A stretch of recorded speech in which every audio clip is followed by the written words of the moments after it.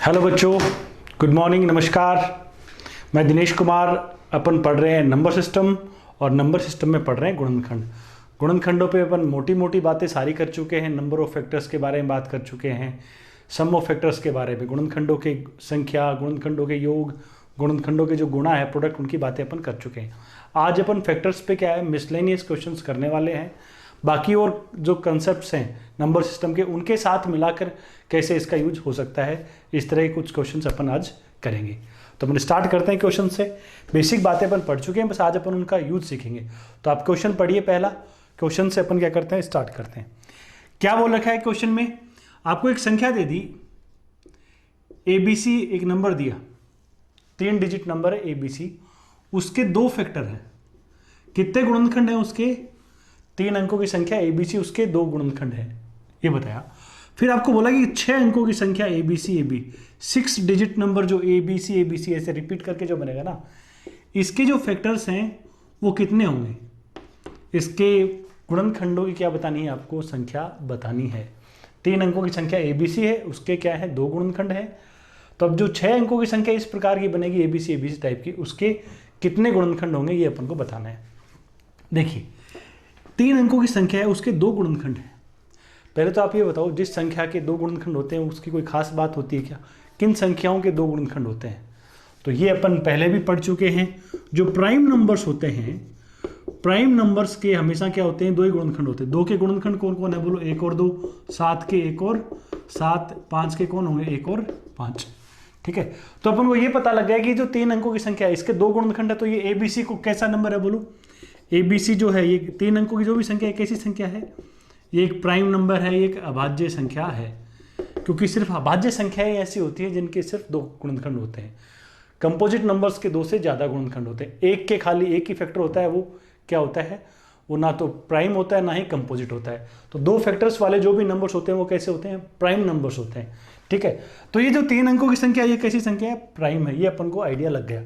अब आपको क्या बताना है कि ABC के कितने क्या होंगे? गुणनखंड होंगे। तो आप बताओ, ABC को आप देखो क्या है। क्या इसको अपन ऐसा लिख सकते हैं? ABC इंटू 1000 प्लस ABC में क्या ले लूँ? कॉमन ले लूँ।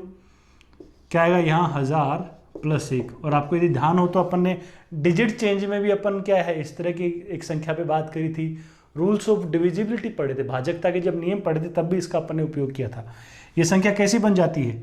ABC इंटू 1001, है ना। संख्या बन गई ABC गुणा 1001।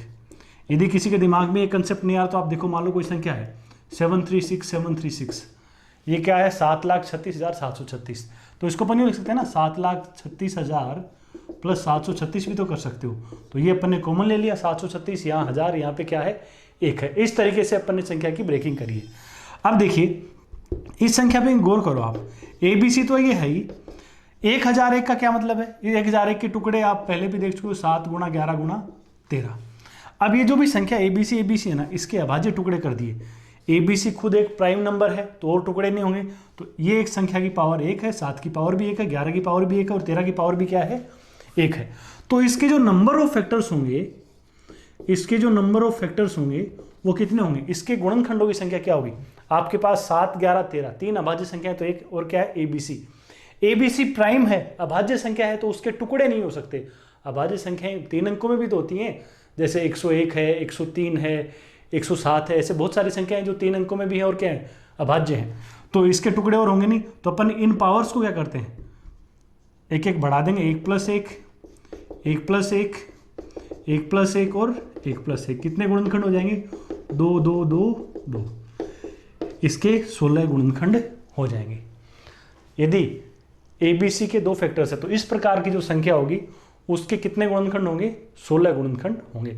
अपने संख्या को ब्रेक किया, ABC into 1000 plus ABC common आया, 1000 प्लस 1, तो ABC गुणा 1001 बन गया। ये क्या लिखेंगे? ABC गुणा 7 गुणा 11 गुणा 13। अब 7, 11, 13 तो अभाज्य हैं। ये टुकड़े अपन को प्राइम फैक्टराइजेशन करना पड़ता है नंबर ऑफ फैक्टर्स निकालने के लिए। अपन को पता है ABC अभाज्य है तो इसके और टुकड़े होंगे नहीं। अब नंबर ऑफ फैक्टर्स निकालने के लिए क्या करते हैं? इन पावर्स को एक एक बढ़ा के क्या कर देते हैं? मल्टीप्लाई कर देते हैं। तो ये अपना क्वेश्चन हो गया। इसको तो आप उतारिए और अगला क्वेश्चन ट्राई करिए। कुछ इसी तरह का मिलता जुलता क्वेश्चन है, थोड़ा सा हल्का सा कंसेप्ट मॉडिफिकेशन हो गया। करिए ट्राई, 1-1.5 मिनट का टाइम दीजिए आप इस क्वेश्चन के लिए। इस क्वेश्चन से थोड़ा सा अलग हट के सोचना पड़ेगा, थोड़ा सा हट के, थोड़ा सा एडिशनल कंसेप्ट है इस क्वेश्चन में, है कुछ इसी तरह का। ABC एक 3 अंकों की संख्या है जिसके बारे में क्या बताया, जिसके क्या है 3 गुणनखंड है। ABC एक संख्या है जिसके कितने गुणनखंड है, खाली 3 फैक्टर्स हैं, है ना। तो आपको बोला कि जो ABC टाइप की संख्या होगी ऐसी, उसके कितने फैक्टर्स होंगे, इसके नंबर ऑफ फैक्टर्स बताने। 3 अंकों की संख्या ABC है, उसके 3 गुणनखंड है। तो ABC टाइप की जो 6 अंकों की संख्या होगी, 6 डिजिट का जो नंबर होगा, उसके फैक्टर्स आपको क्या करने हैं, फाइंड आउट करने हैं। तो देखिए, पहला काम है अपन को ABC की क्या करना, पड़ताल करना। 3 गुणनखंड किसके होते हैं।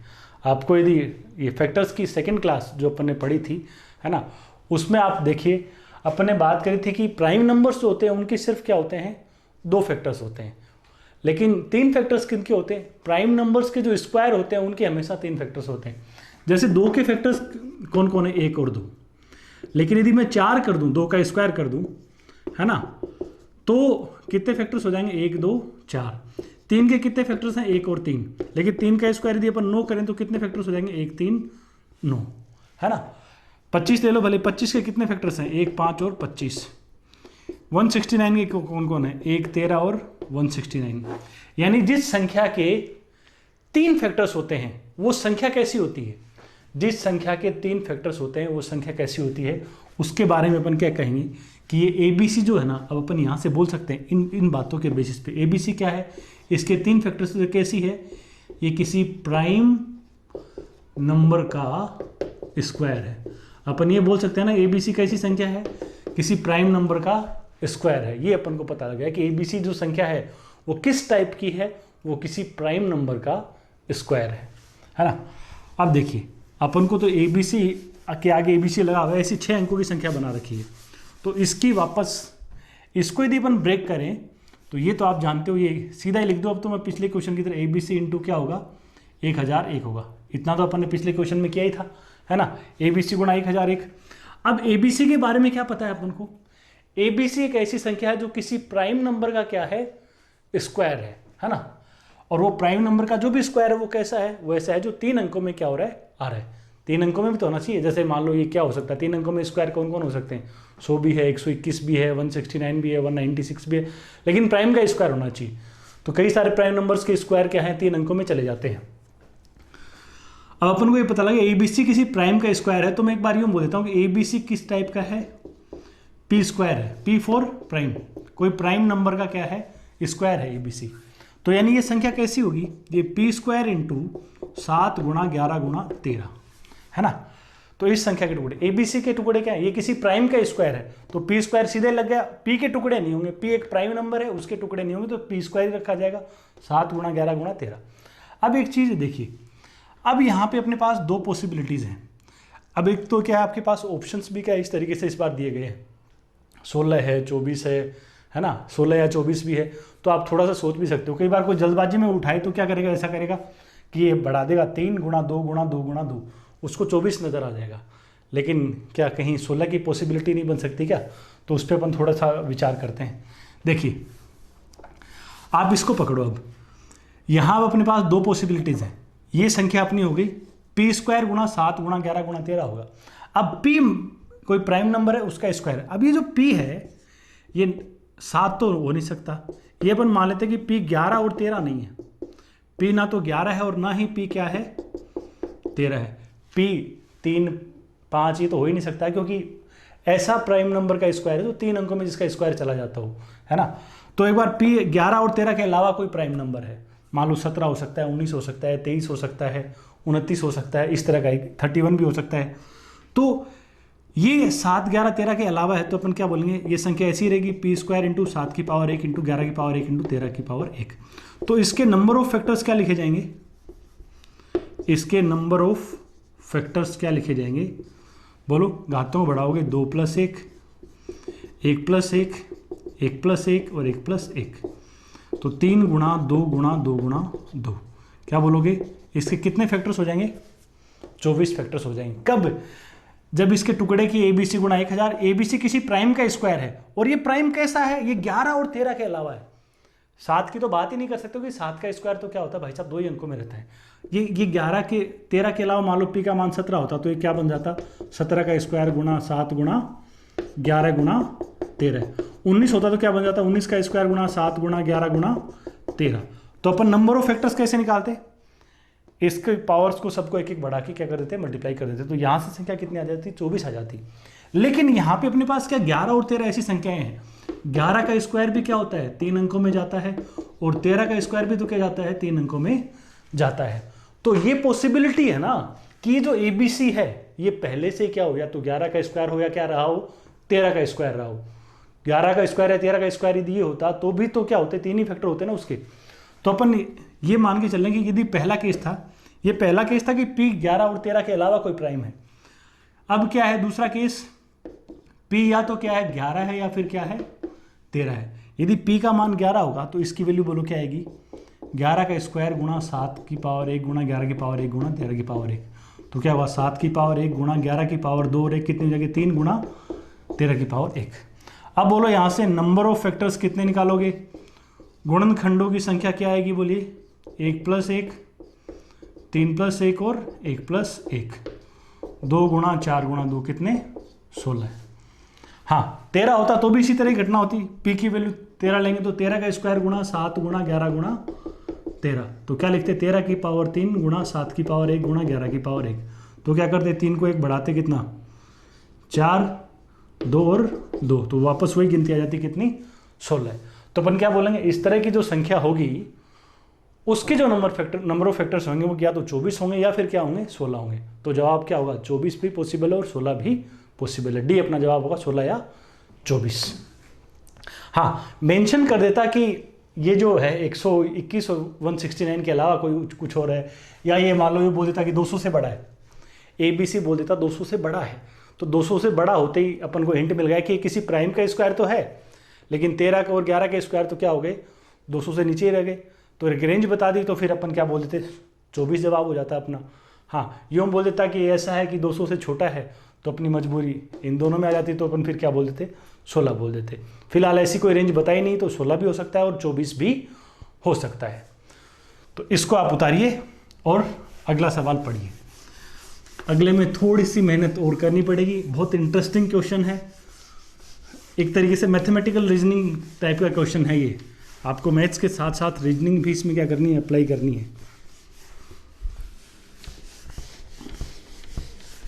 क्या बोला, एक 2 अंकीय संख्या है, 2 डिजिट नंबर है, जिसके नंबर ऑफ फैक्टर्स कितने हैं, 2 डिजिट नंबर बताया आपको, जिसके 2 अंकीय संख्या के गुणनखंडों की संख्या 12 है। 2 डिजिट नंबर के नंबर ऑफ फैक्टर्स कितने हैं, 12 है। तो ऐसे कितने नंबर्स पॉसिबल है, ऐसी कितनी संख्याएं पॉसिबल है, how many such numbers are possible.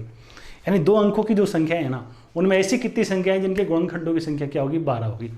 2 अंकों की संख्या आप जानते हो 10 से लेकर कहाँ तक होती है, 99 तक होती है। या तो 1/1 आप एक बार उठाते चले जाओ, है ना, 10, 11, 12 सबको चेक कर लो किस किस के क्या है, नंबर ऑफ फैक्टर्स कितने आ जाएंगे, 12 आ जाएंगे। ठीक है, लेकिन वो लंबा चौड़ा काम हो जाएगा। तो अब थोड़ा सा अपन सोचते हैं, अपन नंबर ऑफ फैक्टर्स कैसे निकालते हैं। देखो मान लो अपन संख्याओं के टुकड़े करते हैं, 2 की पावर A गुणा 3 की पावर B गुणा 5 की पावर C गुणा 7 की पावर D, ऐसे कुछ भी लिखा होता है। तो गुणनखंडों की संख्या कैसे निकालते हैं, बोलो, गुणनखंडों की संख्या कैसे निकाली जाती है, बोलो। A+1 into B+1 into C+1 into D+1, ऐसे कुछ करते हैं ना। जो भी पावर्स होती हैं उनको एक एक बढ़ा के क्या कर दिया जाता है, मल्टीप्लाई कर दिया जाता है। जो भी पावर्स होती है उनको बढ़ा के एक एक मल्टीप्लाई कर देते हैं, है ना। तो यहाँ भी कुछ क्या है, इसी तरह का क्या होगा, आपके पास नंबर ऑफ फैक्टर्स कितना दे रखा है, अपन को 12 दे रखा है ना। अब ये 12 कैसे आया होगा, आप जो भी संख्या रही होगी उसके जो क्या है, जो उसके प्राइम फैक्टराइजेशन किया है, वह यहाँ जो पावर्स रही होंगी उनको एक एक बढ़ाकर गुणा करने पर क्या आया है, 12 आया है। तो 12 कैसे कैसे बना सकते हो, 12 की पॉसिबिलिटीज पे अपन क्या करते हैं, बात करते हैं।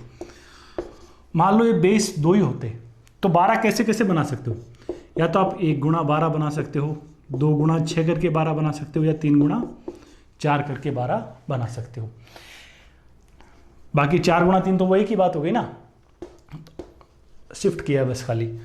दो संख्याओं का गुणा 12 तो अपन इस तरीके से बना सकते हैं। क्या 3 संख्याएं हैं क्या जिनका गुणा अपन 12, कोई ऐसी 3 संख्याएं 3 टुकड़ों में यदि 12 को तोड़ तो क्या बोल सकते हो, 2 गुणा 2 गुणा 3, है ना।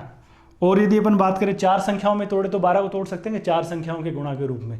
4 संख्याओं के गुणा के रूप में क्या 12 टूटेगा नहीं, एक नहीं लिया जाएगा। 1 गुणा 2 गुणा 2 गुणा 3 का कोई मतलब नहीं है, इस एक का भी वैसे कोई मतलब नहीं है, क्योंकि जो भी क्या होती है यहाँ पावर होती है उसको एक बढ़ाते हो, तो यहाँ कभी पावर 0 तो वैसे ही नहीं दिखाई देती, तो एक का तो वैसे ही कोई मीनिंग नहीं होता, है ना।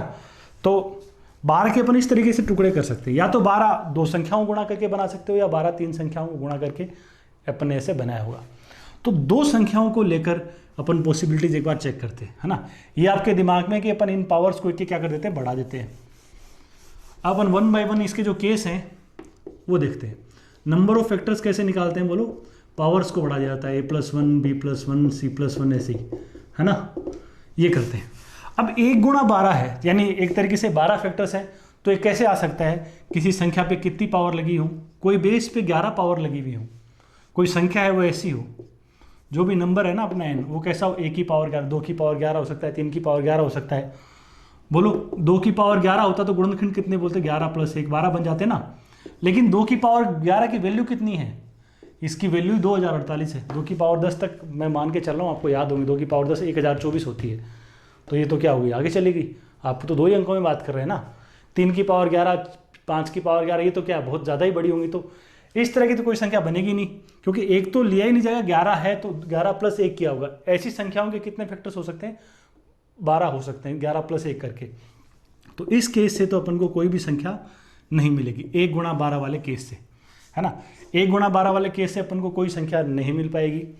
2 गुणा 6 करके कैसे बना सकते हैं, 2 गुणा 6 करके, ये अपना दूसरा केस देखते हैं। पहला केस अपन ये देखा 1 गुणा 12, दूसरा केस देख रहे 2 गुणा 6 की पॉसिबिलिटीज कैसे कैसे आप ले सकते हो।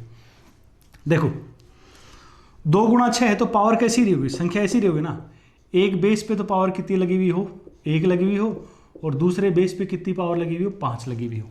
संख्या के जो टुकड़े ए और बी प्राइम नंबर्स हैं, ये 2 3 5 7 कुछ भी हो सकते हैं, है ना। ए की पावर 1 हो और बी की पावर 5 हो, या वो ए की पावर 5 बी की पावर 1, ऐसा भी हो सकता है ना। तो देखो अपन एक बार ट्राई करते हैं, 2 3 5 इन्हीं से ट्राई करते हैं, छोटी संख्याओं से। तो क्या 2 की पावर 1 गुणा 3 की पावर 5 करूं तो बोलो कितना बनेगा। 3 की पावर 5 को आप जानते हो कितना होता है, 3 की पावर 5 अपने पास क्या वैल्यू देता है बोलो, 243।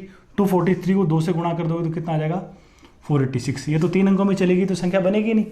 यदि मैं उल्टा कर दूं, 2 की पावर 5 गुणा 3 की पावर 1 करूं, 2 की पावर 5 गुणा 3 की पावर 1, तो ये 32, 32 गुणा 3 कितना, 96। एक संख्या पॉसिबल है ना अपने पास, 96 बन जाएगी। 96 ऐसी संख्या है जो कितने अंकों में है, 2 अंकों में है, ठीक है। यदि 2 की पावर 5 गुणा 5 करूं, 2 की पावर 5 32, 32 गुणा 5 क्या आएगा, 160। 160 3 अंकों में आएगा, और गुणा 5 पे यदि 3 अंकों में चला गया तो 7 वगैरह और कुछ उठाने की जरूरत नहीं है।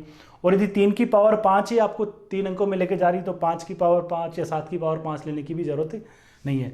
तो ये तरीका अपन लेके चलेंगे ना 2 गुणा 6 वाले मोड में, तो अपने पास एक संख्या ही अपने पास क्या बनेगी, 2 अंकों की बन रही है, कौन, 96, जिसके कितने गुणनखंड है, 12 गुणनखंड है। फिर यदि अपन ये केस, तीसरा केस लेके चले, 3 गुणा 4 वाला। 3 गुणा 4 कैसे बना होगा, संख्या में उसका बेस ऐसा रहा होगा, एक संख्या पे तो 2 पावर लगी हुई होगी, दूसरी पे क्या, बेस पे क्या पावर लगी होगी, 3, ताकि 2 + 1 3, 3 + 1 4 करके अपन ने गुणनखंड कितने बना लिए होंगे, 12 बना लिए होंगे। तो a² गुणा b³ छोटे से ट्राई करो आप, 2 से चालू हो जाओ, 2 की पावर 2 गुणा 3 की पावर 3। देखो ये 27 गुणा 4 108, नहीं चलेगा ना। चेंज करके देखो, 2 की पावर 3 गुणा 3 की पावर 2, 8 गुणा 9 कितना, 72 पॉसिबल है। तो एक संख्या अपने पास 72 निकल के आ गई, 72 भी बन सकती है। यदि मैं कुछ और लूँ, 2 की पावर 3 गुणा 5 की पावर 2 करके देखूँ तो ये 25 गुणा 8 कितना हो जाएगा, 200, नहीं चलेगा। और 5 पे ही नहीं चला तो बाकी और पावर पे तो वैसे ही बड़ी संख्या क्या होगी, अपन को मिलेगी, ठीक है। तो ये केस से अपन को क्या मिली, एक संख्या मिल गई, कौन, 72। फिर अपना ये केस, जब 12 कैसे बन रहा हो, 2 गुणा 2 गुणा 3 से बन रहा हो। जब 12 2 गुणा 2 गुणा 3 से बनेगा, 2 गुणा 2 गुणा 3 से बनेगा, तो किस तरह का संख्या रही होगी बोलो। एक संख्या पे तो घात क्या होगी, 1 होगी, फिर दूसरी पे बेस पे 1 और तीसरे बेस पे क्या पावर रही होगी, 2 पावर। 2 बेस तो ऐसे आएंगे, 2 प्राइम बेस, ये ए बी सी हमेशा प्राइम संख्याएं होती है ना जब भी अपन तोड़ते हैं तो ये 3 बेस हैं, इनमें 2 बेस तो ऐसे आएंगे जिन पे 1 पावर आएगी और एक पे आएगी 2 पावर, ताकि 1 बढ़ जाएगा 2, 1 बढ़ा देगा 2 और 2 बढ़ा देगा कितना 3, ताकि 12 बन जाए। तो आप देखो 1 बाई 1 इसको अपन भी क्या करते हैं, ट्राई करते हैं। n क्या हो सकता है बोलो, 2 गुणा 3 गुणा 5 की पावर, छोटी संख्याओं में ट्राई करते हैं। तो 25 गुणा 6 150, और यदि 2 3 5 लेके हो रहा तो 7 वगैरह जानने की जरूरत नहीं है, वैसे क्या होगा, क्रॉस होगा। तो 5 पे 2 पावर लगाने से तो कोई बेनिफिट नहीं मिला। मान लो ये 2 पावर इधर शिफ्ट करते हैं, 2 गुणा 3 का स्क्वायर गुणा 5 तो देखना ये कितना होगा बोलो, 3 का स्क्वायर कितना अपने पास 9, यहाँ पे 9 है, 9 गुणा 2 18, 18 5 कितना 90। तो एक संख्या क्या निकल के आ गई अपने पास, 90 निकल के आ गई। ठीक है, फिर यदि अपन इसको कहाँ शिफ्ट कर दें, 2 की पावर 2 गुणा 2 की पावर 2 गुणा 3 की पावर 1 गुणा 5 की पावर क्या कर दें, 1 कर दें। इस तरीके से अपन क्या कर ले लें 2 की पावर 2 गुणा 3 की पावर 1 गुणा 5 की पावर 1। तो आप क्या करोगे बोलो, यहाँ 4 3 12 12 5 कितना 60, एक इस तरह की संख्या क्या बन गई अपने पास 60 बन गई। ठीक है, अब 2 3 यहाँ 2 की पावर 2 लगाने से क्या लिमिट में रह रहे हैं, एक बार 7 ट्राई करके देखना, 2 की पावर 2 गुणा 3 की पावर 1 गुणा 7 की पावर 1। तो 4 3 12, 12 गुणा 7 कितना बोलो 84। तो एक संख्या क्या निकल के आ रही है, 84 भी निकल के आ रही है। 11 ट्राई करना, 2 की पावर 2 गुणा 3 की पावर 1 गुणा 11। तो आप देखिए कितना बन जाएगा ये, 12 गुणा 11 132, काम का है नहीं। तो पावर अभी अपन 2 पे काम में ले, 3 पे एक बार 3 के साथ 7 को ट्राई करना, 2 गुणा 3 की पावर 2 गुणा 7। तो बोलो क्या होगा, 9 गुणा 2 18, 18 गुणा 7 126। ये काम का है नहीं, और ये काम का नहीं है तो आगे और कोई ऐसी संख्या अपन को मिलेगी नहीं। तो अपन ने जो चारों केसेस हैं उनको अपन ने ट्राई कर लिया। कौन कितनी संख्या आई बोलो, एक तो 96 आ गई, एक 72 आ गई, एक 90 है, एक 60 है और 84 है। ऐसे कितने नंबर्स हैं, इस तरह के 5 नंबर्स क्या हैं पॉसिबल हैं। 2 अंकों की ऐसी 5 संख्याएं हैं जिनके गुणनखंडों की संख्या कितनी है, 12 है। अच्छा सवाल है, एक बार इसको नोट करके उसके बाद खुद से वापस संख्या की ब्रेकिंग करके खुद से सोचते हुए वापस खुद से करना है इस क्वेश्चन को, है ना। फिर यदि कोई थोड़ा बहुत डाउट करता तो एक बार हल्का सा वापस झांक के देख लेना वीडियो में। अगला क्वेश्चन पढ़िए।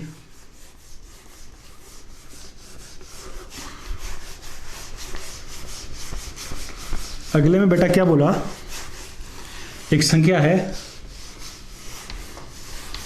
2 की पावर कितनी 7, फिर क्या दिया आपको 3 की पावर 5, 5 की पावर 4 और 7 की पावर 3।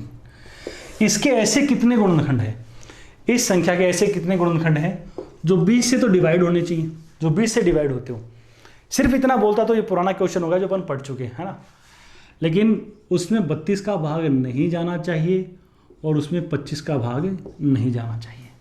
इस संख्या के ऐसे कितने फैक्टर्स हैं जिनमें 20 का भाग तो जाए लेकिन साथ में उनमें 32 का और 25 का भाग नहीं जाना चाहिए। ऐसे कितने फैक्टर्स जिसमें 20 का भाग तो जाए लेकिन 32 और 25 का भाग नहीं जाए, तो ध्यान लगाइए आप। इस संख्या में how many factors of this number are divisible by 20 but not divisible by 32 and 25। देखो 20 कैसी संख्या है भाई साहब, 20 है क्या, 20 है 2 की पावर 2 गुणा 5 की पावर 1, है ना।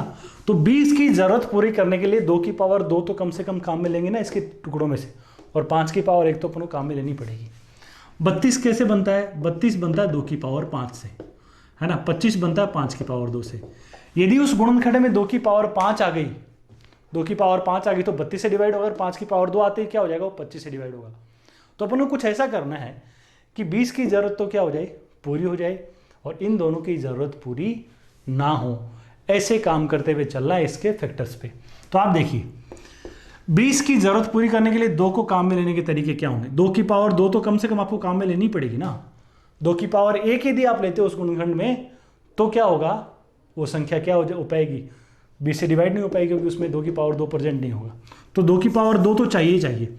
2 की पावर 3 हो तो भी कोई दिक्कत नहीं है, 2 की पावर 4 हो तो भी कोई दिक्कत नहीं है। 20 की जरूरत तो पूरी होगी ना, 20 की 2 वाली जरूरत पूरी हो जाएगी। लेकिन 2 की पावर 5 नहीं ले सकते आप।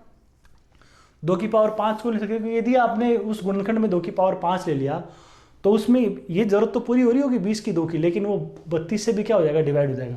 तो 2 को काम में लेने के अपने पास फिलहाल कितने तरीके होंगे, सिर्फ 3 तरीके होंगे। 2 की पावर 5 या उससे ऊपर वाली पावर लेनी ही नहीं है, ठीक है। 3 20 में आता ही नहीं, तो 3 को लेकर आप आ जाओ, तो 3 की पावर 0, 3 की पावर 1, 3 की पावर 2, 3 की पावर 3, 3 की पावर 4, 3 की पावर 5, सारे के सारे तरीके काम में ले सकते हो। कितने तरीके हैं बोलो, 6 तरीके हैं, ठीक है। यहां बात करिए 5 20 के लिए किसकी जरूरत है, 5 तो चाहिए। 5 को एक बार लेना पड़ेगा, लेकिन 5 की पावर 2 यदि अपन ने ले ली तो क्या हो जाएगा, 25 का भाग चला जाएगा। तो 5 की पावर 2 होगी तो भी 25 का जाएगा, 5 की पावर 3 होगी तो भी 25 का जाएगा, 5 की पावर 4 होगी तो भी जाएगा। तो 5 को काम में लेना खाली एक ही तरीका रहेगा, कौन सा, 5 की पावर 1। तो इसका तरीका खाली एक है।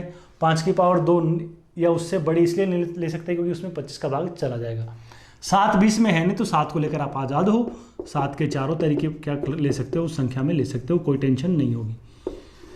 तो क्या बोलोगे, 3 तरीके 2 को काम मिलेंगे, 6 तरीके इसको काम मिलेंगे, एक तरीका 5 को काम मिलेंगे और इसको काम मिलेंगे कितने तरीके, 4 तरीके। तो 6 दिए 18, 4 72 ऐसे फैक्टर्स हैं। इस संख्या के 72 गुणनखंड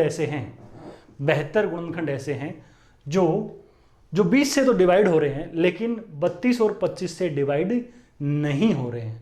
जो 20 से तो डिवाइड हो रहे हैं, लेकिन 32 और 25 से डिवाइड नहीं हो रहे हैं। इसको उतारिए और अगला क्वेश्चन पढ़िए।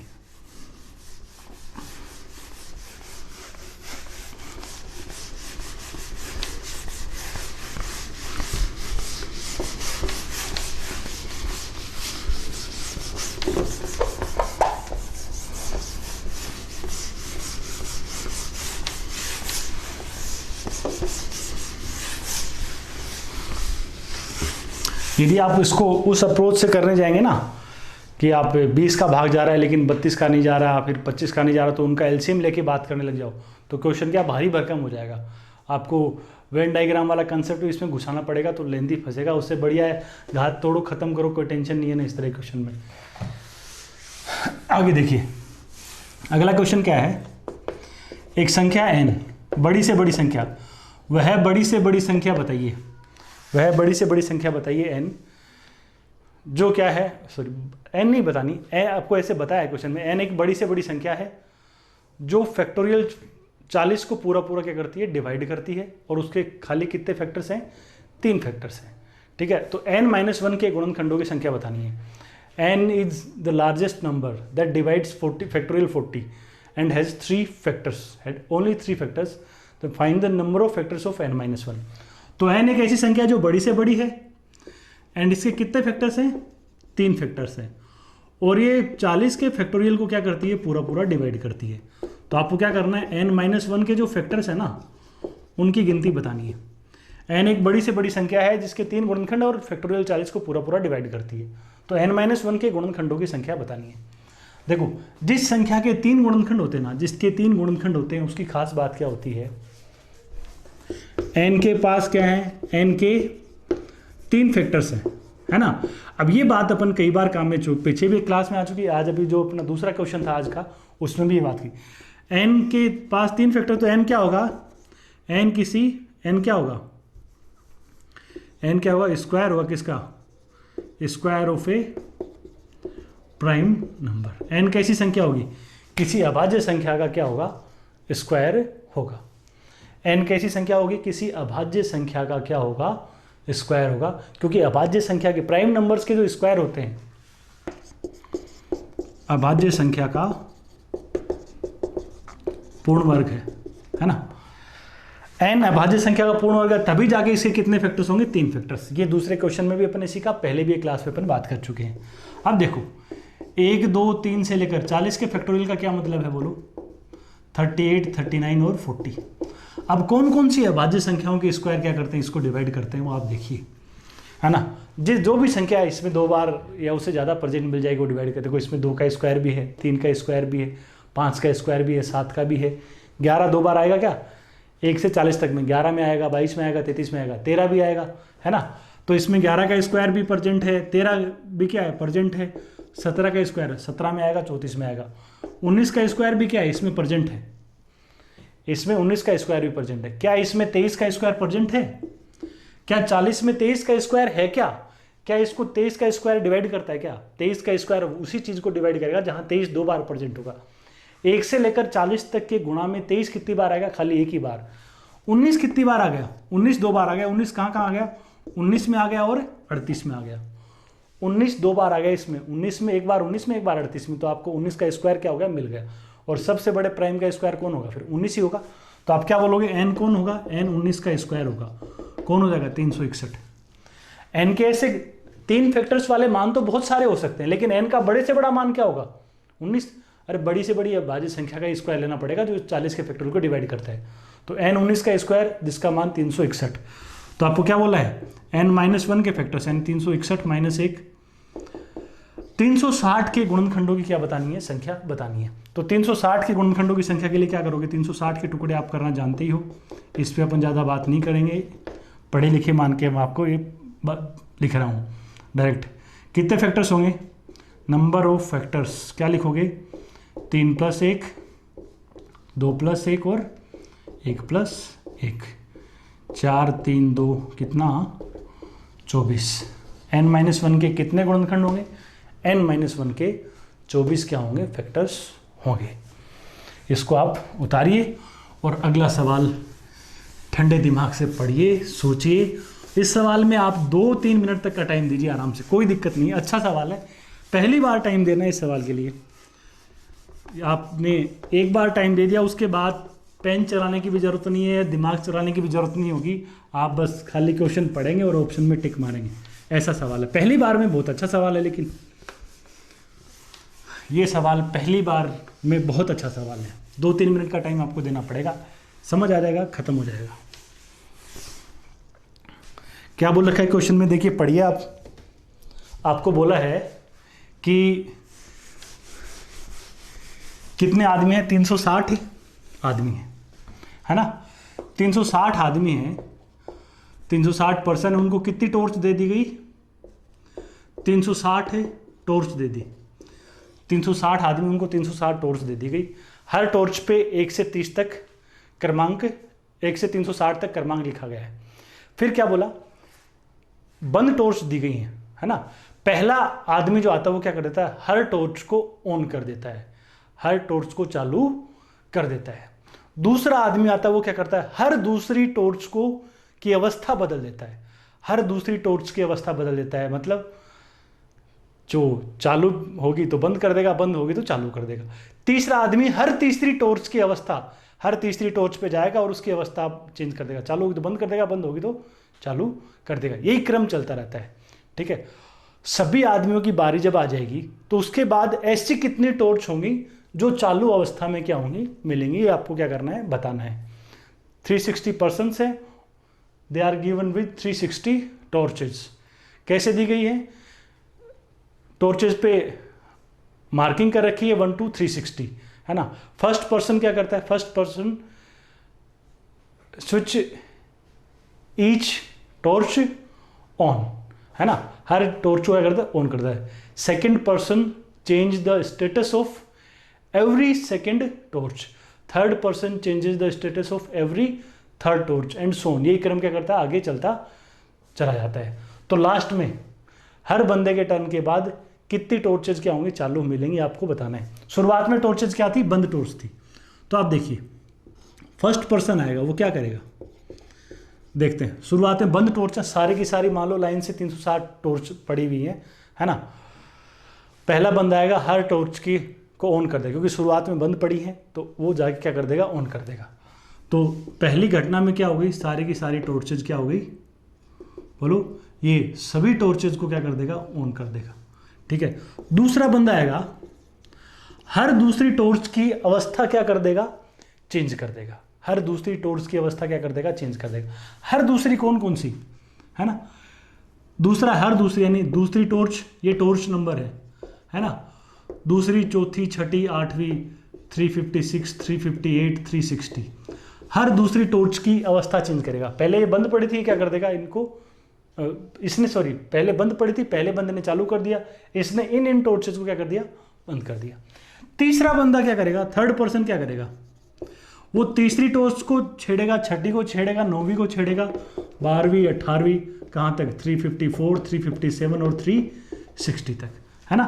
3 के मल्टीप्लिकेशन में जो भी क्या आएंगे, जो भी टॉर्चेज आएंगी 3 के मल्टीपल्स में, 3 के गुणा में, उनकी पोजीशन चेंज करेगा। कोई बंद पड़ी होगी तो चालू कर देगा, चालू होगी तो उसको क्या कर देगा, बंद कर देगा, है ना। चौथा बंदा क्या करेगा, हर चौथी टॉर्च को 4th 8th 12th 16th ऐसे 356 360 हर चौथी टॉर्च की पोजीशन क्या करेगा, चेंज करेगा, है ना। आगे आप देखोगे तो मान लो आप 7वां बंदा लेते हो, 7वां बंदा कौन कौन सी टॉर्च की पोजीशन चेंज करेगा, 7वीं 14वीं 21st 28th ऐसे 350 357 इनकी पोजीशन क्या करेगा, चेंज करेगा, इनका स्टेटस क्या करेगा, चेंज करेगा। तो ऐसे सबकी बारी आती चली जाएगी। सबकी बारी आने के बाद टोटल कितनी लाइट्स क्या होंगी, ऑन होंगी, वो देखिए। देखो पहला बंदा किसकी स्टेटस चेंज कर रहा है, सबकी, सारी टॉर्चेज की स्टेटस चेंज कर रहा है। दूसरा बंदा हर दूसरी की यानी 2 के गुणा में आने वाली जो भी टॉर्चेज है ना उनका स्टेटस चेंज कर रहा है।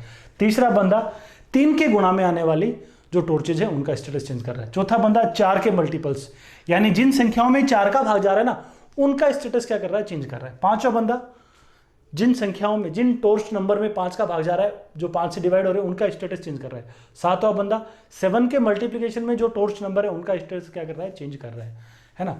अब देखो कोई एक आप संख्या उठाते हो, है ना, पर्टिकुलर टॉर्च नंबर आप पकड़ो अब एक बार, है ना, उस टॉर्च नंबर को कौन कौन बंदा क्या करेगा, चेंज करेगा, उस पर अपन थोड़ा सा क्या करते हैं, विचार करते हैं। देखो मान लो बोलो टॉर्च नंबर 10th जो टॉर्च है उसका स्टेटस कौन कौन क्या करेगा, चेंज करेगा। देखो पहला बंदा हर कोई करता है तो इसने क्या किया होगा, इसको किया होगा, ठीक है ना। दूसरा बंदा दूसरी चौथी छठी 8वीं 10वीं तो इसने भी 10वीं टॉर्च को क्या किया, स्टेटस चेंज किया होगा, ठीक है। तीसरा 3 6 9 12 तो इसने नहीं किया ना, चौथा चौथी 8वीं और 12वीं को चेंज करेगा तो इसको नहीं किया। पांचवा बंदा 5वीं को 10वीं को 15वीं को, तो 5वें बंदे ने इसका स्टेटस चेंज किया। और यहां से आइडिया आपको लग गया होगा कि 10th टॉर्च के स्टेटस को कौन कौन चेंज करेंगे, बोलो। 10th टॉर्च पहले बंदे द्वारा चेंज की जाएगी, दूसरे बंदे द्वारा, 5वें बंदे द्वारा और 10वें बंदे द्वारा। तो आप बोलिए 10th जो टॉर्च है ना, 10th टॉर्च है उसके साथ क्या घटना हुई, वो पहले ऑफ पड़ी थी, शुरुआत में टॉर्च बंद थी, ऑफ पड़ी थी, ऑन हुई, सॉरी ऑफ पड़ी थी, पहले बंदे ने ऑन किया, फिर ऑफ हो गई, फिर ऑन किया, फिर क्या हो गई, ऑफ हो गई। 12th जो टॉर्च है, 12th टॉर्च के साथ क्या हुआ होगा, कौन कौन से बंदे ने उसका स्टेटस चेंज किया, जो 12 को डिवाइड करेंगे, जो 12 के क्या होंगे, फैक्टर्स होंगे, तो पहला दूसरा तीसरा चौथा छठा और 12वां बंदा क्या करेगा, इसको स्टेटस को चेंज करेगा। पहले ऑन किया गया, फिर ऑफ किया गया, फिर ऑन किया गया, फिर ऑफ किया गया, फिर छठे ने ऑन किया, 12वें ने क्या कर दिया, इसको बंद कर दिया। तो 10वीं टॉर्च ऑफ पड़ी है, 12वीं टॉर्च भी क्या पड़ी है, ऑफ पड़ी है। आप 16वीं टॉर्च को देखना एक बार, 16वीं टॉर्च को किसने स्टेटस चेंज किया होगा, पहला दूसरा चौथा 8वां और 16, यही है ना 16 के फैक्टर्स। तो पहले बंदे ने क्या किया, ऑन किया, इसने ऑफ किया, फिर ऑन किया, फिर ऑफ किया गया और लास्ट में वापस क्या हो गई, ऑन हो गई। तो 16वें बंदे की बारी के बाद ये वापस टॉर्च क्या हो जाएगी, ऑन हो जाएगी। उसके बाद कोई इसको चेंज नहीं करा तो ये ऑन ही पड़ी रहेगी ना। तो आप बताओ 10वीं और 12वीं टॉर्च तो क्या पड़ी है, बंद अवस्था में पड़ी है, क्योंकि 10वीं 12वीं टॉर्च की पोजीशन कौन चेंज करेगा, इसके फैक्टर्स जो होंगे वो भी चेंज करेंगे, 16 की को उसके फैक्टर्स चेंज करेंगे। तो ये दोनों तो ऑफ पड़ी है, ये दोनों क्या ये के 16 क्या पड़ी है, ऑन पड़ी है। ऐसा क्या हुआ, 16वीं टॉर्च जो है क्यों ऑन पड़ी है, देखो टॉर्च शुरुआत में ऑफ पड़ी थी, है ना, पहले ऑन होगी, ऑन ऑफ एक साइकिल चलता है। जिस भी टॉर्च के साथ डबल घटना होगी, चालू बंद, पेयर में जो घटना हो गई वहां क्या होगी, वो ऑफ मिलेगी, चालू बंद, पेयर में घटना होगी, यानी ये पेयरिंग आ गई, दो के सेट बंदे चले जाएंगे तो वहां पे क्या होगा, टॉर्च ऑफ मिलेगी। लेकिन जैसे यहाँ पेयरिंग हुई लेकिन लास्ट में पेयर पूरा नहीं बन पाया तो क्या होगी, ऑन ही रह जाएगी। तो ये कहाँ बन पाती है पेयरिंग, आप जानते हो जिस संख्या के, अब मैं ये लिख रहा हूं, जिस संख्या के फैक्टर्स की संख्या, जिस संख्या के फैक्टर्स की संख्या क्या होगी, इवन होगी, सम संख्या होगी, वह क्या मिलेगी, ऑफ होगी। वो तो क्या मिलेगी आपको, ऑफ। जिस संख्या के गुणनखंडों की संख्या क्या होगी, जिस टोर्च नंबर के गुणनखंडों की संख्या सम होगी, वो तो क्या मिलेगी लास्ट में आपको ऑफ मिलेगी, क्योंकि वो सम है तो 2 के गुणा में है, पेयरिंग क्या हो जाएगी, बन जाएगी। और जिस टोर्च संख्या ये लिखें, जिस टोर्च नंबर के फैक्टर्स की संख्या क्या होगी, ओड होगी, वह क्या मिलेगी, ऑन होगी लास्ट में। वो लास्ट में क्या मिलेगी, कौन सी स्टेटस में मिलेगी आपको, ऑन मिलेगी। तो जिन टोर्च नंबर के फैक्टर्स की संख्या ओड है वो आपको लास्ट में क्या मिलेंगी, ऑन मिलेंगी। तो बताओ किन संख्याओं के फैक्टर्स की संख्या ओड होती है, बोलो। ये बात अपन जानते हैं, जो परफेक्ट स्क्वायर्स होते हैं ना, जो परफेक्ट स्क्वायर नंबर्स होते हैं उनके कौन से फैक्टर्स होते हैं, ओड फैक्टर्स होते हैं। जो पूर्ण वर्ग संख्या होती है ना, उनके गुणनखंडों की संख्या हमेशा क्या होती है, विषम होती है। जो परफेक्ट स्क्वायर पूर्ण वर्ग होते हैं उनके गुणनखंडों की संख्या क्या होती है, विषम होती है। कई बार अपन इस पे बात कर चुके हैं, है ना।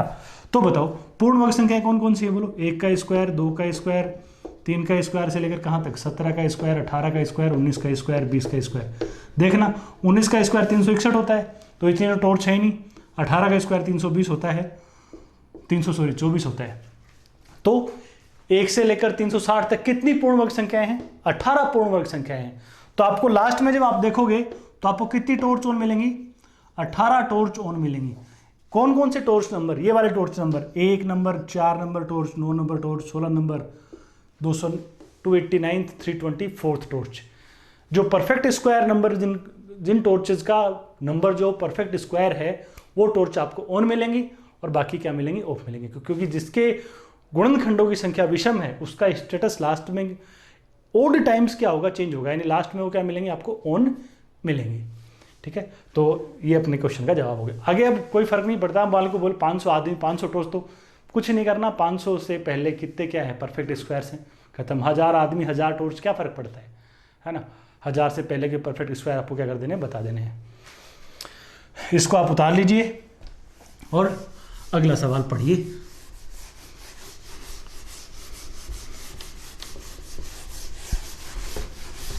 अगले क्वेश्चन में क्या कहा आपको बेटा, अगले में बोला गया है कि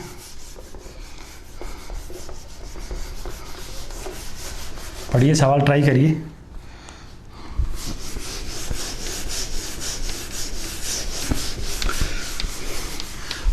के ऐसे कितने गुणनखंड हैं, 1800 के ऐसे कितने गुणनखंड हैं जिनको 4 से डिवाइड करने पर क्या बचता है, 2 रिमाइंडर बचता है। How many factors of 1800 leaves 2 as remainder when divided by 4। 1800 के जो गुणनखंड है ना, उनमें से ऐसे कितने गुणनखंड हैं जिनमें 4 का भाग देने पर क्या बचता है, 2 बचता है ना। इसमें थोड़ा सा आपको हल्का सा 4 की डिविजिबिलिटी पे क्या करना पड़ेगा, विचार करना पड़ेगा, हल्का सा, बिल्कुल पकड़ में आ गया खत्म कर दोगे तुरंत ही। देखो अपन ऐसे क्वेश्चन तो बहुत सारे करके आएंगे। 1800 के उन फैक्टर्स की काउंटिंग बताइए जो 20 से डिविजिबल हैं, 24 से डिविजिबल हैं, 60 से डिविजिबल हैं या 4 से डिविजिबल हैं, कोई फर्क नहीं पड़ता। लेकिन यहाँ क्या बोलो, 18 से उन फैक्टर्स की काउंटिंग बतानी है जिनको 4 से डिवाइड करने पर क्या रिमाइंडर आ जाए, 2 रिमाइंडर आ जाए। देखो किसी संख्या को 4 से डिवाइड करने पर 2 रिमाइंडर बच रहा है, वो कैसी होगी, 4x + 2 टाइप की होगी, यानी 2 कॉमन 2x + 1। यूँ बोल सकते हो ये संख्या कैसी होगी, सम होगी, यानी ये इवन नंबर होगा, है ना। उस संख्या में कौन होगा, 2 प्रेजेंट होना चाहिए। 4 का भाग जाना नहीं चाहिए, 4 का भाग चला जाएगा तो रिमाइंडर क्या बचेगा, 0 बचेगा। हाँ, लेकिन 4 का भाग देने पर क्या बचना चाहिए, 2 बचना चाहिए। अब 4 का भाग देने पर 2 किस किस में बचता है, देखो तो सही आप एक बार।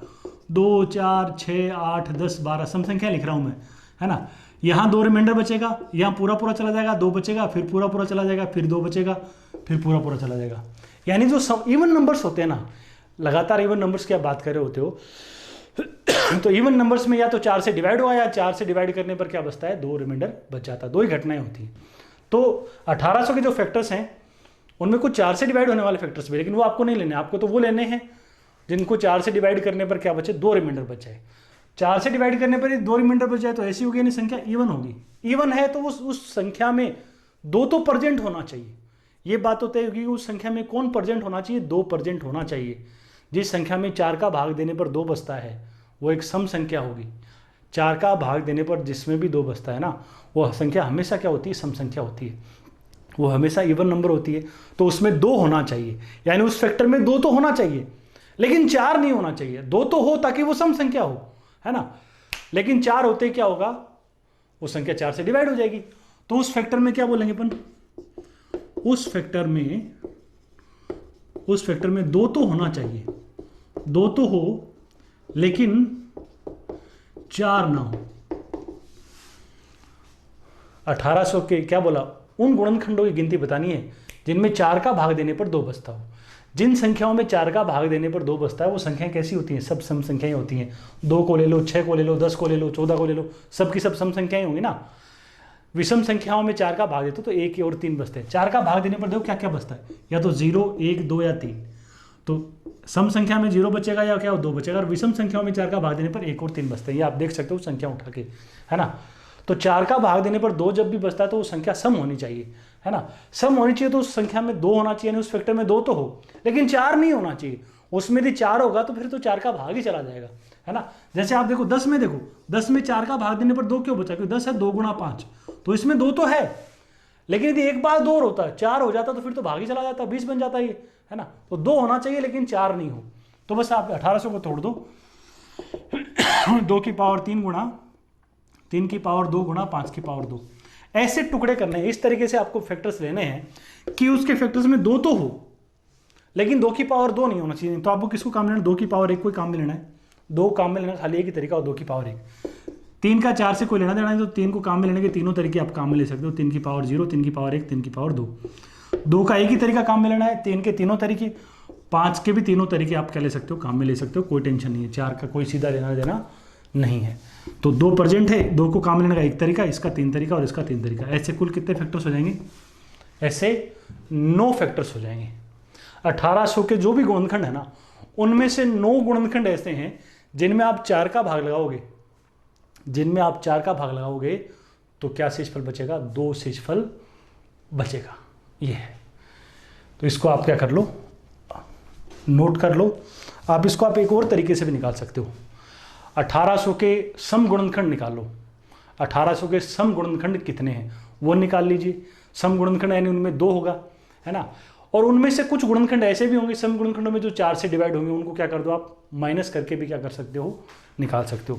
जैसे अपन बात करें 1800 के सम गुणनखंड कौन से होंगे, 1800 बराबर क्या है बोलो, 2 की पावर 3 गुणा 3 की पावर 2 गुणा 5 की पावर 2।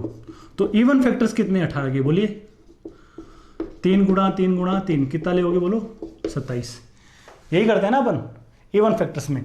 और आप बताओ 4 से डिविजिबल फैक्टर्स कितने होंगे 18 के, 4 से डिविजिबल फैक्टर्स, 4 से भाज्य गुणनखंड कौन से होंगे बोलो।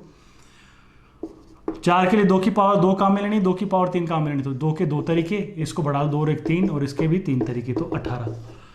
1800 के फैक्टर्स हैं, उनमें 27 फैक्टर्स ऐसे हैं जो इवन हैं, लेकिन उन 27 में से 18 तो ऐसे हैं जो 4 से डिवाइड हो रहे हैं। तो बाकी जो 4 से डिवाइड नहीं होंगे वो क्या दे देंगे आपको, वो 9 गुणनखंड ऐसे होंगे जिनमें 4 का भाग देने पर क्या बचेगा, 2 शेष बच जाएगा। ऐसे भी आप कर सकते हो, लेकिन ये अप्रोच ज़्यादा ठीक है इस तरह के क्वेश्चन को सोल्व करने के लिए। थोड़ी देर पहले जो अपन ने क्वेश्चन किया था ना 32-25 वाला, उसी अप्रोच का यूज़ कर लेंगे उसी तरीके से। इसको उतारो और अगला क्वेश्चन पढ़िए। अगले में क्या बोला बेटा, अगला सीधा क्वेश्चन है, समझ आ गया तो ज़्यादा मेहनत नहीं करनी, तुरंत मेंटली जवाब दे सकते हो।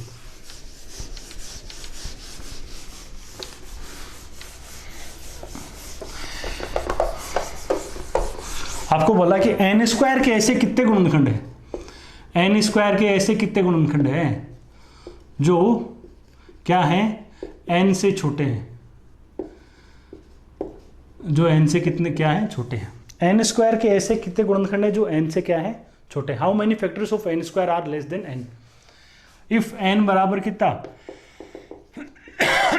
n बराबर 2520, n का मान 2520 है। n स्क्वायर के ऐसे कितने फैक्टर्स हैं जो n से क्या हैं, छोटे, है ना। n स्क्वायर के बारे में ये पता लगा है कि एक पूर्ण वर्ग संख्या है, परफेक्ट स्क्वायर है, स्क्वायर है तो इनके फैक्टर्स भी क्या होते हैं, ओड होते हैं। एक बार हल्का सा अपन विचार करते हैं। आप मान लो 36 के फैक्टर्स लो, पूर्ण वर्ग है ना, ये इसको अपन n स्क्वायर मानते एक बार, है ना।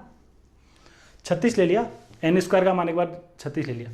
तो आप बताओ 36 के गुणनखंड कौन कौन है, 1 2 3 4 6 9 12 18 और 36, इसके 9 गुणनखंड है ना। n स्क्वायर 36 है तो बोलो n का मान कितना होगा, n का मान बोलो कितना होगा 6। तो अपन क्या बोल सकते हैं, n स्क्वायर का जो स्क्वायर रूट होगा n होगा वो उसका कौन सा गुणनखंड होगा। यदि अपन इसको इंक्रीजिंग ऑर्डर में लिख रहे हैं तो बीच वाला गुणनखंड कौन होगा, n होगा, खुद वो संख्या का रूट होगा, है ना। और क्या बोलेंगे अपन, टोटल 9 फैक्टर हैं तो बीच वाला तो ये होगा, बाकी दोनों साइड बराबर होंगे। 4 तो इस साइड हैं और 4 क्या है फैक्टर इस साइड है, ऐसे ही बोलेंगे ना। तो अब यदि अपन n का मान 6 लेके चलते तो 36 के ऐसे कितने गुणनखंड है जो 6 से कम है। 36 के 6 से छोटे कितने हैं, 4 है। 6 से बड़े कितने हैं, 4 है। ठीक है ना, परफेक्ट स्क्वायर नंबर है, गुणनखंडों की संख्या विषम होगी। बीच वाला कौन होगा, इसका स्क्वायर रूट होगा इस संख्या का जो भी है, यानी वो n बीच वाली संख्या अपने पास होगी। अब जो भी गुणनखंड है बीच वाला तो ये 1 हो गया और बाकी बच गए वो, बीच वाला 1 हो गया, बाकी बच गए वो आधे इधर और आधे इधर हो जाएंगे। आधे छोटे हो जाएंगे इससे और आधे क्या हो जाएंगे, बड़े हो जाएंगे। मैं बोलूं 144 के ऐसे कितने गुणनखंड हैं जो 12 से छोटे हैं, तो 144 के गुणनखंडों की संख्या निकाल लो। 12 बीच वाला होगा, आधे आगे हो जाएंगे और आधे क्या हो जाएंगे, पीछे हो जाएंगे, है ना। 144 के 15 फैक्टर्स होते हैं टोटल, यदि आपको थोड़ा बहुत निकाल सकते हो। 2 की पावर 4 गुना 3 की पावर 2, 5 3 15। तो बीच वाला 12 है तो 12 से छोटे कितने होंगे, 7 तो इधर हो जाएंगे, 7 इधर हो जाएंगे, क्योंकि एक तो ये खुद ही हो गया 14 और बच के 7 इधर 7 इधर। तो इसी कंसेप्ट का बस अपन क्या उठा लेंगे, इसमें फायदा उठा लेंगे। n का मान कितना है, 2520 है। अब आप विचार करो, यदि 2520 की बात करें, उसके टुकड़ों की बात करें तो कितने होंगे बोलो। 2520 क्या 63 गुना 4 गुना 10 है ना, तो 2 की पावर 3 गुना 3 की पावर 2 गुना 7 की पावर 1 गुना 5 की पावर 1। ये किसकी वैल्यू हो गई, 8 5 40, 63 गुना 40 25 20। ठीक है, अब ये तो n की वैल्यू है। n स्क्वायर की वैल्यू क्या बोलोगे, बोलो 2 की पावर 6 गुना 3 की पावर 4 गुना 7 की पावर 2 गुना 5 की पावर 2, ऐसा ही बोलेंगे अपन। इसके गुणनखंडों की संख्या क्या होगी, n स्क्वायर के नंबर ऑफ फैक्टर्स बताओ, बोलो इसके गुणनखंडों की संख्या कौन होगी, बोलो 6 + 1 7 गुणा 4 + 1 5 गुणा 2 + 1 3 गुणा 3, 35 गुणा 9, 35 गुणा से 350 होता है तो कितना हो जाएगा, 315 हो जाएगा। n स्क्वायर के टोटल कितने गुणनखंड है, 315 गुणनखंड है। n स्क्वायर के टोटल कितने गुणनखंड है, 315 गुणनखंड है। और उन 315 गुणनखंड में जो भी 315 गुणनखंड है उनमें बीच वाला कौन होगा, n होगा। मिडिल गुणनखंड, मिडिल फैक्टर जो है वो कौन होगा, n, यानी वो 2520 होगा। अब आधे 2520 से आगे होंगे और आधे 2520 से क्या होंगे, पीछे होंगे। ये अपन जानते हैं, जो अपन ने इस 36 से सीख लिया।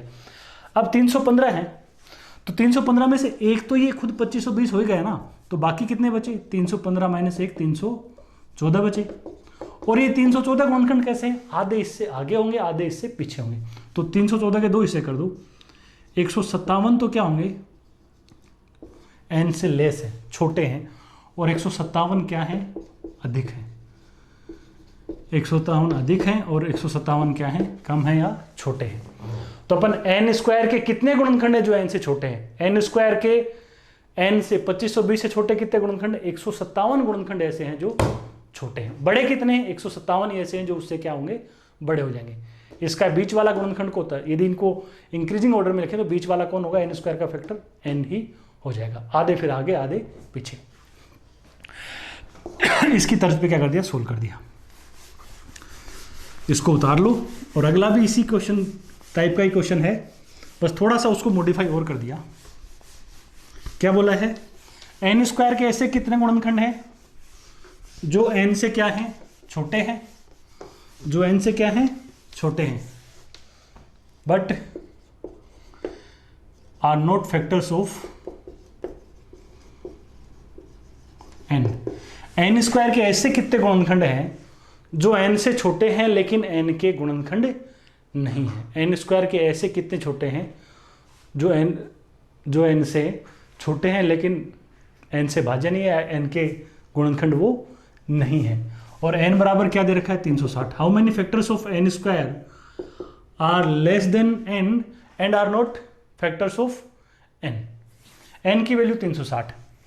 आप एक बार गौर करो, 360 के टुकड़े क्या होंगे बोलो, n बराबर 360 है, 2 की पावर 3 गुणा 3 की पावर 2 गुणा 5 की पावर 1। n स्क्वायर क्या बोलोगे बोलो, 2 की पावर 6 गुणा 3 की पावर 4 गुणा 5 की पावर 2।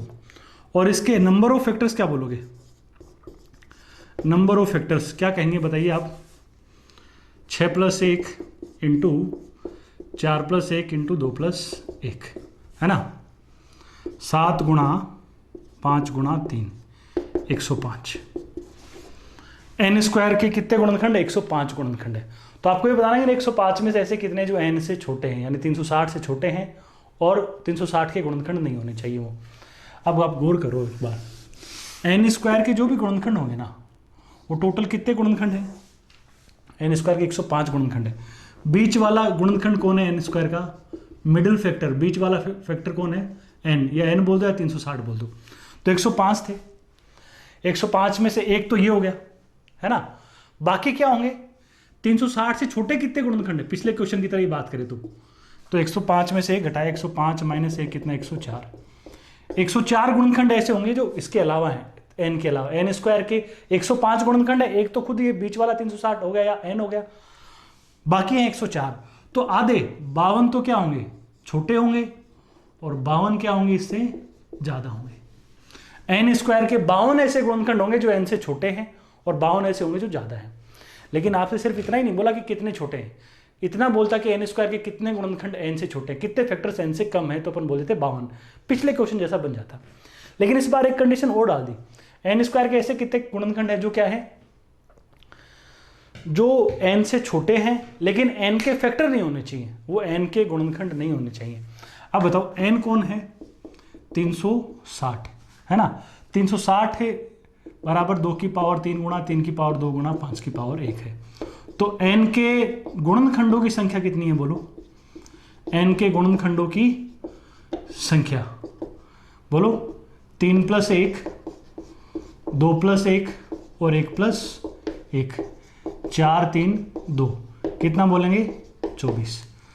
360 के गुणनखंडों की संख्या कितनी है 24 है, ये अपन को पता लग गया। या यूं बोले n के गुणनखंडों की संख्या कितनी है 24 हो गई, ठीक है। अब देखो जो 360 के गुणनखंड है ना भाई साहब, ये बात ध्यान रखना, जो 360 के गुणनखंड है, जो n के गुणनखंड है वो n स्क्वायर के गुणनखंड तो है ही है, जो n के गुणनखंड है वो n स्क्वायर के गुणनखंड तो है ही है। ये 24 क्या होंगे, इन 52 में क्या है शामिल है ना। तो ये तो 360 के फैक्टर हैं। अब इन 52 में 360 के फैक्टर्स के अलावा जो भी हैं वो क्या है, वही तो अपन को क्या करने हैं, बताने हैं। तो आप देखिए n के गुणनखंडों की संख्या कितनी है 24 है, वो 24 क्या है, उनमें से एक n का मान क्या है, अपन 360 ले नहीं सकते क्योंकि वो जो ऐसे फैक्टर्स है ना वो क्या है n से छोटे होने चाहिए। तो अपन क्या करेंगे, n से छोटे फैक्टर्स कितने हैं, n से लेस फैक्टर्स कितने हैं बोलो, 24 माइनस 1 23। n के टोटल कितने फैक्टर्स हैं 24 फैक्टर्स हैं, एक तो खुद n ही आ गया ना, यूं बोलो 360 ही आ गया, और n से छोटे फैक्टर्स कितने हैं 23 हैं। अब ये 23 जो हैं ये सारे के सारे इन 52 के अंदर शामिल है ना, तो आपको n स्क्वायर के वो फैक्टर्स बताने हैं जो 360 से छोटे हैं, वो तो कितने हैं 52, लेकिन वो n के फैक्टर नहीं होने चाहिए। तो इन 52 में से 23 ऐसे हैं जो n स्क्वायर के साथ साथ n के भी फैक्टर है। तो आपके इस क्वेश्चन का जवाब जो n स्क्वायर के फैक्टर तो हो लेकिन n के ना हो, तो क्या बोलेंगे अपन, 52 में से 23 को माइनस कर दो कितना 29, अपने क्वेश्चन का क्या हो जाएगा जवाब हो जाएगा। वापस देख लो क्या किया, n का मान 360, n स्क्वायर का मान ये, नंबर ऑफ फैक्टर है, n स्क्वायर के गुणनखंड कितने हो गए 105, 360 के गुणनखंड आप जानते हो कितने हैं 24, n स्क्वायर के 105 गुणनखंड है, बीच वाला गुणनखंड n होगा या 360 होगा। अब 105 है तो एक तो ये हो गया, बाकी बच गए 104, तो आधे इधर होते हैं आधे इधर होते हैं, ये पिछले क्वेश्चन से अपन ने सीख लिया। तो n स्क्वायर के n से छोटे 360 से छोटे कितने फैक्टर्स हैं 52 है, ये अपन को पता लग गया, पिछले क्वेश्चन में इतना किया था अपन ने, है ना। अब ये और बोला कि वो गुणनखंड ठीक है, वो फैक्टर्स 360 से या n से छोटे तो हों, लेकिन वो n के फैक्टर्स नहीं होने चाहिए। तो यहाँ n से छोटे टोटल 52 है, लेकिन इन 52 में से कुछ ऐसे हैं जो 360 को भी क्या करते हैं डिवाइड करते हैं। तो आप बताओ 360 को कौन कौन डिवाइड करता है, 360 को 24 संख्याएं डिवाइड करती हैं, लेकिन 24 में से एक तो खुद 360 ही है ना, तो 360 से छोटी कितनी संख्याएं 360 को डिवाइड करती हैं, वो कितनी है, 23 संख्याएं हैं। n को 24 संख्याएं डिवाइड करते हैं, लेकिन n से छोटी कितनी संख्याएं उसको डिवाइड करती हैं, 23 संख्याएं। तो ये 23 इनमें शामिल है, तो 52 में से 23 को क्या कर दिया, माइनस कर दिया। 29 अपने क्वेश्चन का जवाब हो गया। वो संख्याएं n स्क्वायर के वो फैक्टर्स जो n से छोटे हैं और उस n के फैक्टर नहीं है, वो कितने हो जाएंगे, 29 हो जाएंगे। ये अपने क्वेश्चन का जवाब है। अगला क्वेश्चन पढ़िए और आज का अपना लास्ट क्वेश्चन पढ़िए।